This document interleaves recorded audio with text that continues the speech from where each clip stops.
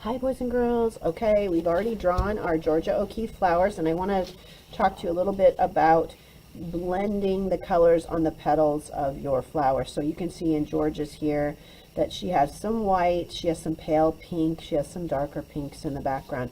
Be careful that you do not end up with stripes, okay? And I'm going to show you what I mean by that. I'm going to show you how I would do this one, and you can see when you look closely at this flower, you see how it's purple? It's got like a pinkish purple, and then it kind of goes to a deeper purplish blue, and then fades out to almost a really pale purple. Well, in order to do that, you're going to need to blend the colors, okay? If you just do what I said and put purple in the center, remember we're going to reserve the middle of our flower. You don't need to paint that because we're going to actually put tissue paper in there to make that 3D, so do not paint the center. Do not paint behind your flower because we're going to use the opposite color scheme for that. So I'm doing cool colors for my flower petals. I'm going to be doing warm colors for that little space behind, okay? So don't paint that. But let's say I started with a pinkish, well, I don't really have a pinkish purple, but let's say I started with purple, okay? And I just start painting right in here with purple. And then I know I want it to go to a blue, so I put a blue line. And let's see, then I want it to fade out to white. So I get most of that paint off my brush because I know I'm going to dip it in the white, right? Okay, and then I dip in the white and I put the white. Okay, what I have now, right now anyway, is a striped flower. It's got a stripe of purple, a stripe of blue, and a stripe of light blue. We don't want that. You could take your brush and kind of feather those colors into each other like this and soften them. But what's happening to my purple? What happened to my purple when I did that? Yeah, it's becoming kind of all one color. So I don't want it to be all one color, but you could do that to start with and then go back with your purple and add a little bit more purple, right? And just kind of pull that purple out into the blue a little bit, okay? Now I still can't see the purple there, partly because look at how light this is and how dark mine is. So I'm going to go back to my white, and I'm going to lighten up my purple quite a bit so I can tell where the purple is and where the blue is, okay? Now I can tell from looking at it that I'm going to need a lot more white at the end. This is actually starting to look a little bit like that, okay? But I think it's still got a little bit more purple here, so I'm going to add purple. I haven't really used this pale purple, so I think I'm going to put a little bit of that in there. Now, do you see how you're not seeing a stripe of color? Let's go back to what we did the first time. This, where you paint one color, and then another color, and then another color, that right there is stripes, okay? Not the same as this. And you can, like I said, you can take your brush. I'm using just the tip of my brush, and I'm trying to make some of the blue and white mix together just gradually, just kind of lightly. You could do that. That looks better than the stripes, right? But it still doesn't really look like what I was going for. So again, maybe just pulling all the colors gently together like this. Don't, if I go backwards, I'm going to pull the blue back in here. I'm just pulling it one direction. And I like that. I actually like that. It's pretty close to this. Then, once you've done that, you can go back in, maybe add a little bit more of your purple.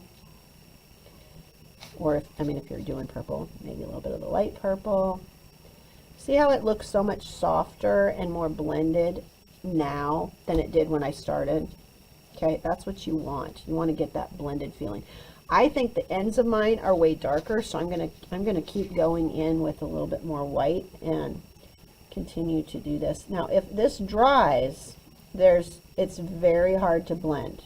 So let's pretend that's dry right there. If it's dry when you put this color in, it's just going to scratch over it and it won't blend. See how that softened in there when I did it? That's because this is still wet and this is still wet.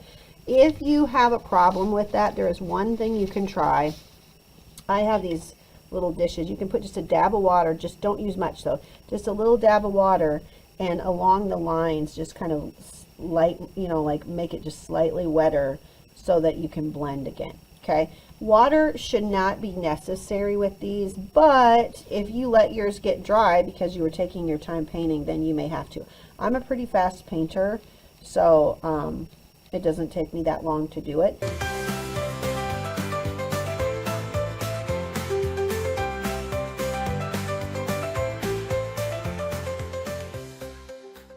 And remember, we're going all the way to the edges of our paper, so you are probably going to get some on your messy mat. Expect to do that. Expect to go all the way off on the messy mat. That's why we have them, okay?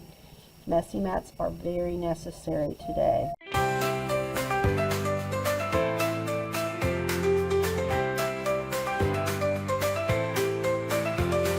It's getting very dry. See how this is dry? It's not working. Maybe just a teeny dab of water. There we go. And that's loosening it up just a little bit so I can get it to move. If your paint's not moving, not blending, then don't use much. Do not use very much water, or you'll just have a messy, muddy, ugly color, okay? Though you don't want it all blended together, and you don't want it all wet. You want it to be just slightly wet. All right, I feel like I'm done. This looks pretty close to me to the flower that I was going for, which was this one. So I can still see some of my purples, so maybe I'll put a little bit more purple in there. I can still see the purples, I can still see a little bit of blue, but they're not in stripes, okay? We definitely don't want stripes. I want you to really avoid that. And by stripes, I mean stripes that are going across, like if I can see a layer of paint here and a layer of paint here.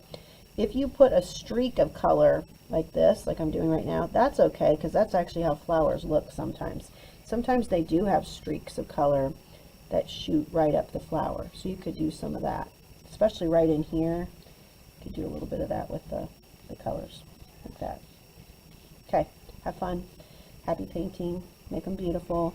When you're done, switch to the opposite color scheme. So I'm going to put all this away. I'm going to get out the warm colors, and I'm going to paint in this space here. Okay, I am back with warm colors. I'm feeling like I want to do, I think I'm going to do some pink.